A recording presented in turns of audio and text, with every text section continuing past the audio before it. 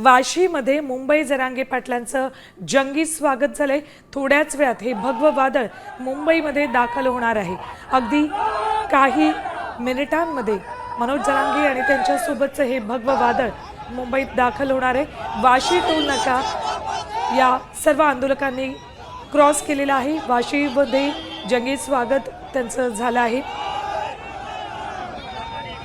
मनोज जरांगे हे भगवा वादळ घेऊन मुंबईच्या वेशीवर पोहोचलेले आहेत। काही मिनिटांमध्ये हे सर्वजण मुंबईत दाखल होतील। ईस्टर्न फ्रीवे यांच्यासाठी राखीव ठेवण्यात आलेला आहे। तर तिकडे आझाद मैदानातही काल सकाळपासूनच तगडा बंदोबस्त तैनात केलेला आहे। तर काही आंदोलक हे कालच मुंबईत दाखल झालेले आहेत। तर मनोज जरांगे ज्या मार्गाने मुंबईमध्ये दाखल होत आहेत त्या मार्गावर अनेक जण या आंदोलनामध्ये सहभागी झाले। अनेक गावांमधले मराठा समाज बांधव आंदोलनात सहभागी होऊन जरांगेंसोबतच पुढे निघाले।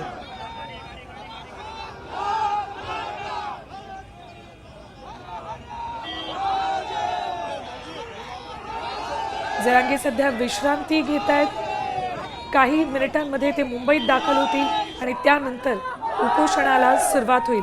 त्यांच्यासोबत मोठ्या संख्येने मराठा समाज बांधव मुंबईमध्ये दाखल होत आहेत। तर काल सकाळीच काही आंदोलक दाखल झालेले आहेत। एकीकडे कोर्टानं केवळ 5000 आंदोलकांची परवानगी दिलेली असताना मनोज जरांगेंनी मात्र लाखभर आंदोलक मुंबईत येतील असा इशारा दिलेला आहे।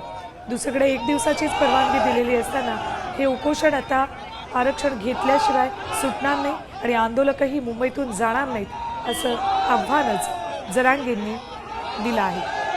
वाशीमध्ये दाखल होताच त्यांचं जंगी स्वागत झालं। जरांगे ज्या ज्या मार्गावरून मुंबईत येत होते त्या प्रत्येक मार्गावर मराठा समाज बांधव त्यांचं फुलांचा वर्षाव करून जंगी स्वागत करत होते। मुंबईतही अनेक आंदोलक आधीच पोहोचलेले आहेत। जरांगेंचं जंगी स्वागत करण्यासाठी हे आंदोलक सज्ज आहेत। पहाटेच्या सुमाराला जरांगे मुंबईत पोहोचणं अपेक्षित होतं, मात्र ठिकठिकाणी समाज बांधवांचं प्रेम आणि स्वागत स्वीकारत इथे पोहोचण्यासाठी त्यांना थोडा उशीर झालेला आहे। साधारण 7:30च्या सुमाराला जरांगे मुंबईमध्ये पोहोचण्याची शक्यता आहे। तर जरांगेंचा मोर्चा थोड्याच वेळात मुंबईमध्ये दाखल होईल। मोठ्या संख्येने मराठा समाज मोर्चामध्ये सहभागी झालेला आहे। आझाद मैदानात जरांगेंच्या आरक्षणासाठी आंदोलन आजपासून सुरू होत आहे। आंदोलनासाठी आझाद मैदानावर जय्यत तयारी करण्यात आली, मात्र वाशीतून निघालेल्या या अनेक समाज बांधवांच्या गाड्या हे मराठा आंदोलक आपापल्या गाड्यांनी दुचाकींनी मुंबईमध्ये दाखल झालेले आहेत।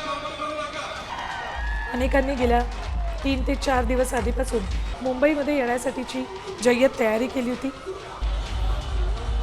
आणि त्यानंतर आज आता हे सर्वजण मुंबईमध्ये काही मिनिटांमध्ये दाखल होतील।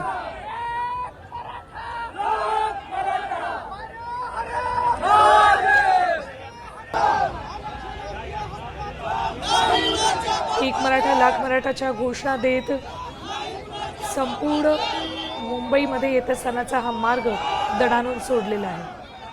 थेट जाऊयात आझाद मैदानात। आमचे प्रतिनिधी सूरज मसूरकर तिथे उपस्थित आहेत। सूरज, काही आंदोलक कालच मुंबईमध्ये दाखल झाले आहेत। आझाद मैदानात ते आता पोहोचले असतील, काय प्रतिक्रिया त्यांच्या? काही मिनिटांमध्ये जरांगेही पोहोचतील आझाद मैदानात।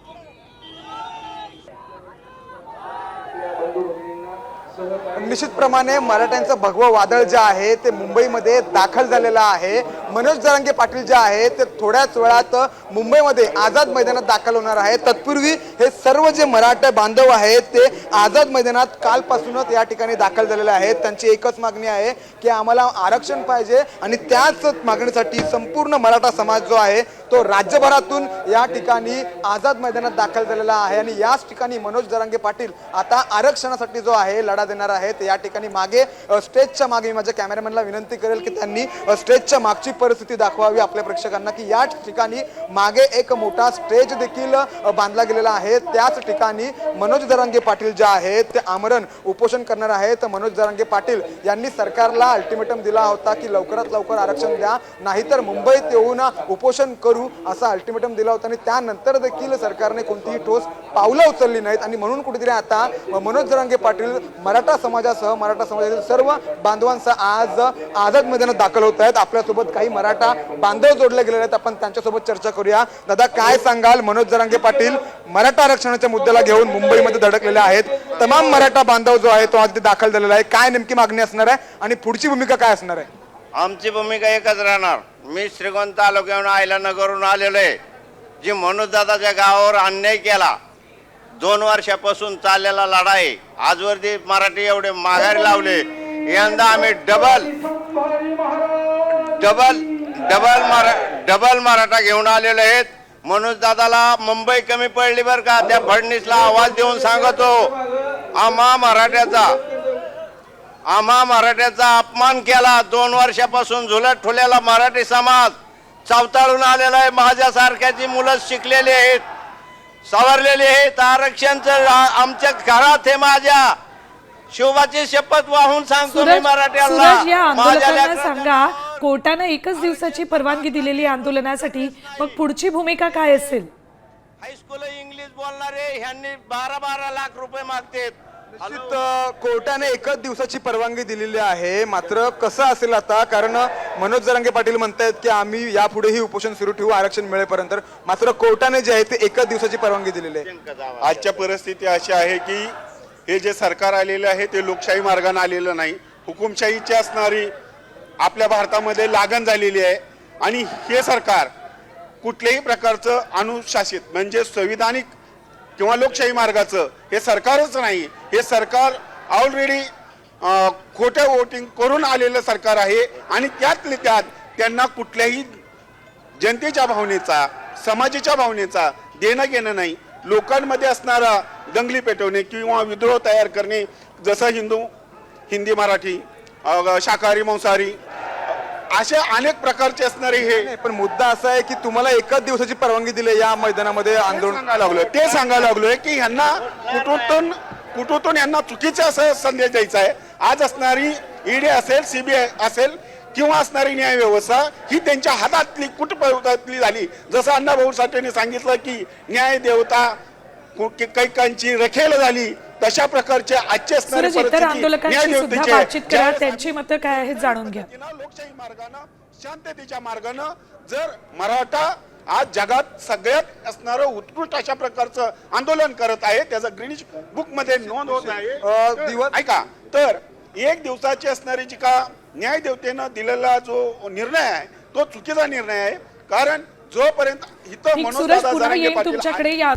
आता isakal.com आहे देशातील नंबर 1 ची मराठी न्यूज वेबसाईट. प्रत्येक अपडेटसाठी isakal.com ला नक्की भेट द्या.